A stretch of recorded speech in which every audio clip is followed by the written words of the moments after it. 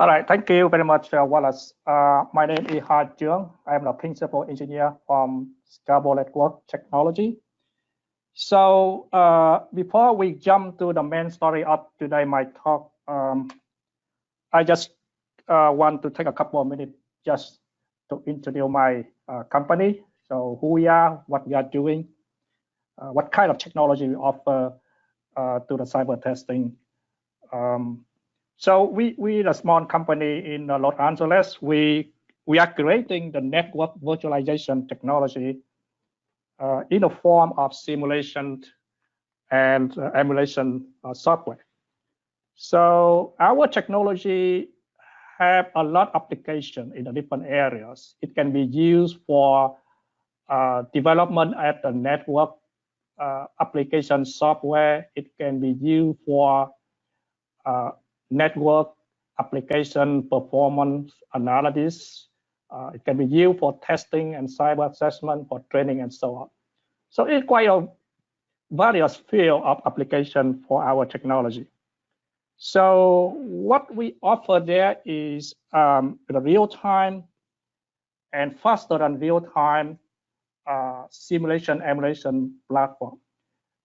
We have very detailed implementation of the various models from physical layer to the link layer, transport layer, network layer, and so on, all the TCP/IP layers.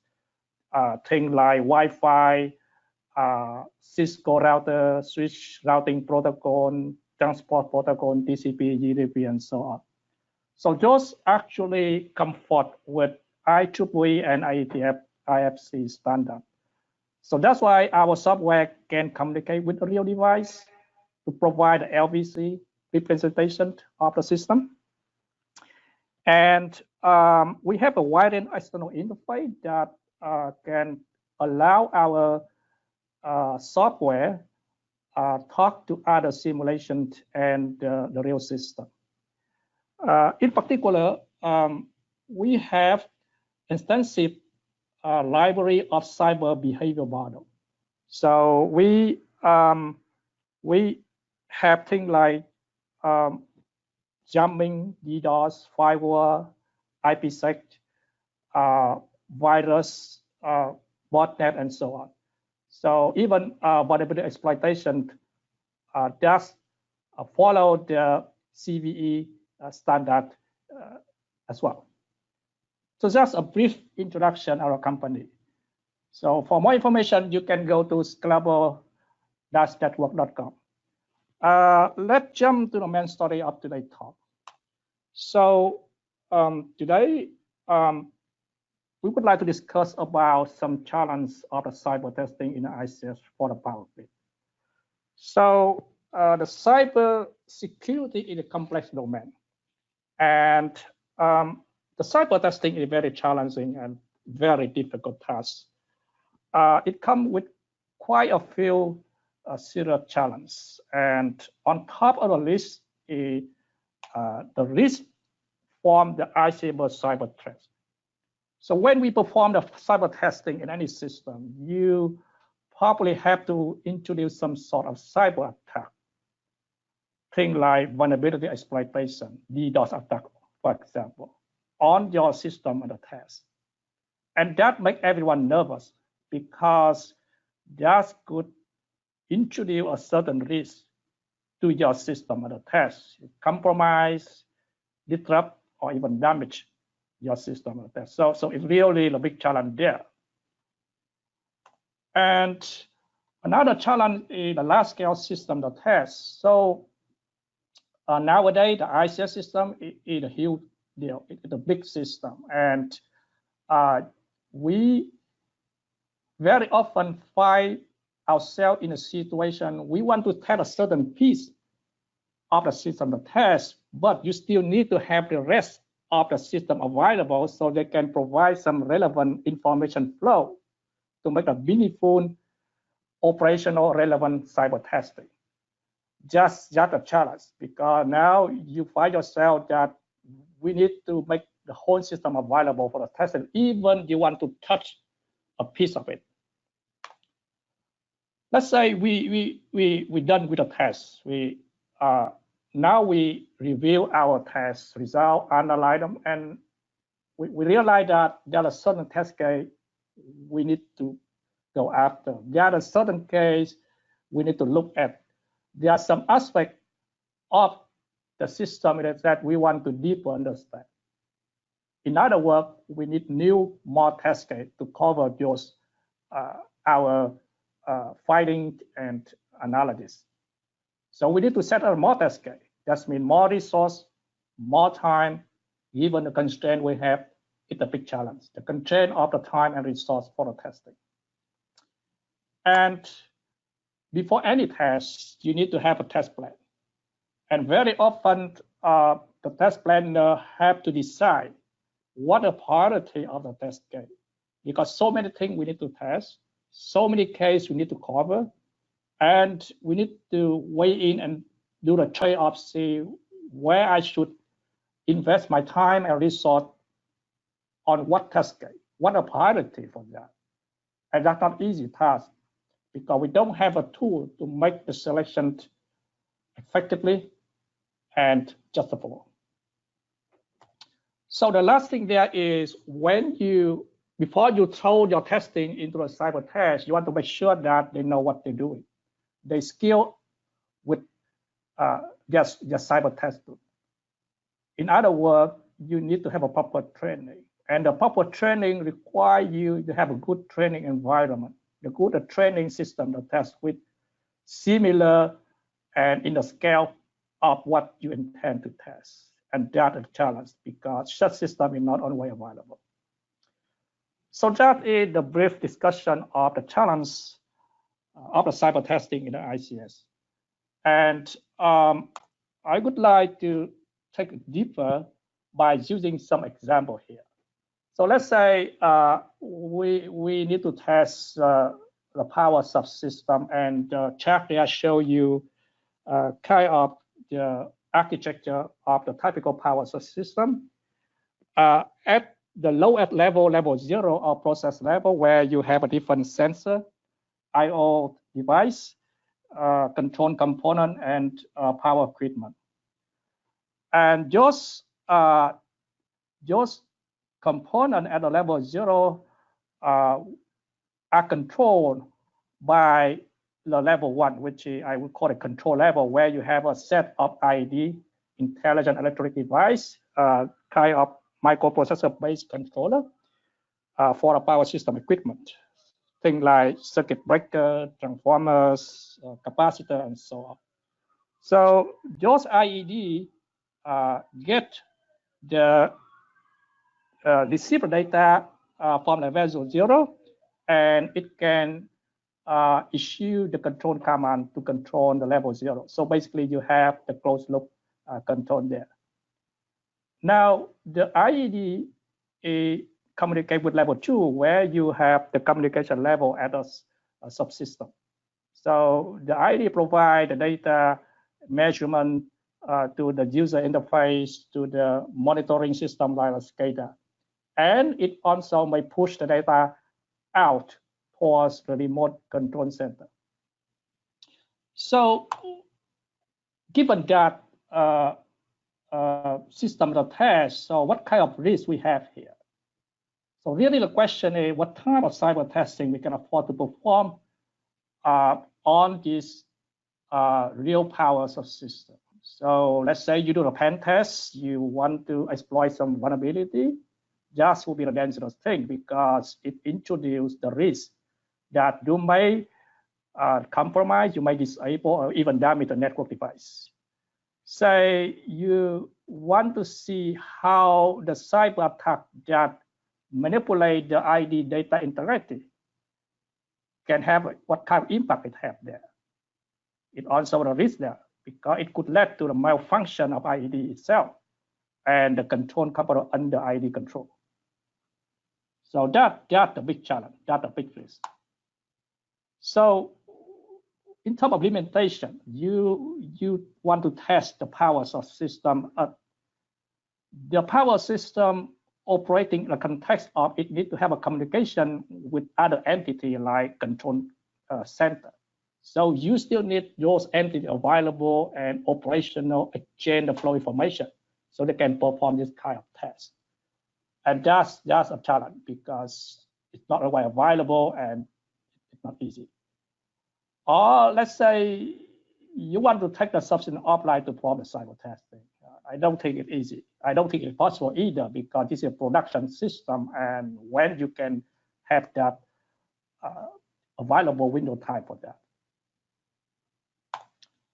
So we perform the cyber testing, and now we want to understand more about that, right? So suddenly we realize there are the backup network device where we want to see how that react when the main device is failed.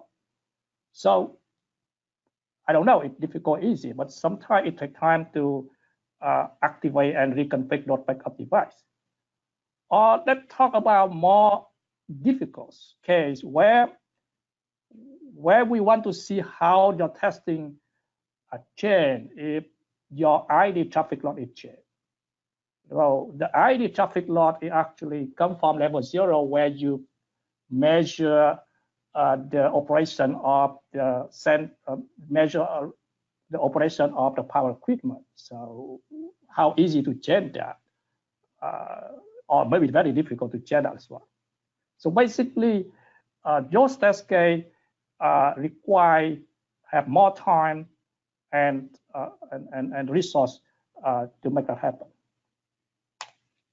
So we have a lot of ID configuration there, and the question is how we want to test, what kind of priority, which one is first, which one comes second. So it's not easy question to answer either. And before, like I said, we throw the test team into the test itself. We need to train them properly.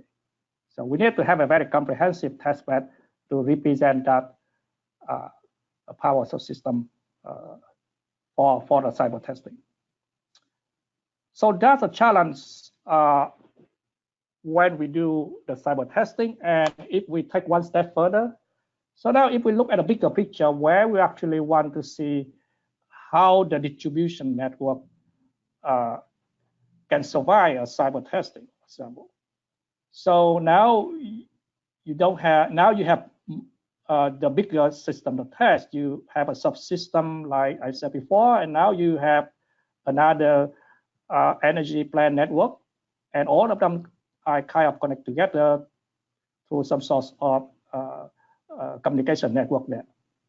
So the similar challenge, we have a similar challenge, but it's more serious. Why? Because now we have a bigger risk. Any exploitation at a certain piece of a subsystem can propagate through much wider area. Say we actually perform the testing and a subsystem here, but who knows, the impact could be go out and spread through the entire distribution network. So it's very big risk. And because of that, we need to think twice, maybe more, before we perform the test. So it limits our limit on what we can test, because now we need to consider carefully for each test case what kind of impact it have, whether we can control that impact when we perform the testing. And so, and very naturally that now when we want to do more testing, just mean more time, more resource, more things to consider. And the test plan now become the big deal. So many things to test, so many combinations, so many what if we need to do. So basically, the challenge become more and more serious. And training is not easy, if not more difficult, because how can we afford, how can you build the training test bed with a similar scale or some sort of same characteristics like the one we want to test here. So the challenge is real and serious, and we have some sort of alternative solution for that. And one of those is the simulation emulation tool, which assuming that we can have such tool, and this tool can provide a digital twin model for the ICS system, along with its communication network infrastructure. So the digital twin is a concept that can define as a digital replica of the physical system, things like the power subsystem we talk about, distribution network, and other physical entity like communication network that connect them together. But more importantly, those replica have to be in operating environment. So we have the replica of the physical system in a software form. So given that, now we can save significant time and resource. So the test setup now is mostly in a scenario configuration. Sometimes it requires some hardware, but maybe not, depend on the test case. But the bottom line is it's really the big deal in terms of time saving and resource saving. It can offer up a huge number of what-if analysis. Remember, one of challenge is we want to extend the test. So that's meaning that we want to do a lot of what-if analysis when we get the first set of results. We want to explore more. We want to cover more. And the simulation emulation to provide you exactly that, because it's easy to change the test case by just changing the scenario configuration. So now you can have a chance, opportunity to solve more test case, more corner, more aspect of scenario test like before. And if the tool provide you the real-time capability, now it actually open up a new space for the cyber testing, because you can use that to extend your physical test bed. So let's take back example of the power subsystem with the remote control center. So you can represent remote control center and its communication network in the form of digital twin model. So you can extend it, change it in a different way you want, depend on what test case you want to perform. So basically now you are having the live virtual constructed environment for the cyber testing. And you can use that entirely to set up a training environment just to address another challenge we talked about before, the training system. Now the training system in the form of the software, so it easy can be used. So a lot of people can use that and affordable. And the last thing is, if you don't care about the speed, so you can use the faster and real-time capability. So now you can cover that more than test case before. So it allows you to save time and make sure that you understand entirely the cyber aspect of your system of test. So in summary, the challenge for the cyber testing we talk about here is the risk of the cyber test itself from the cyber attack, the limitation of the system of test with the large scale, the difficult to extend and make a new test, the test planning, and the training for the testing before the actual take action. Thank you.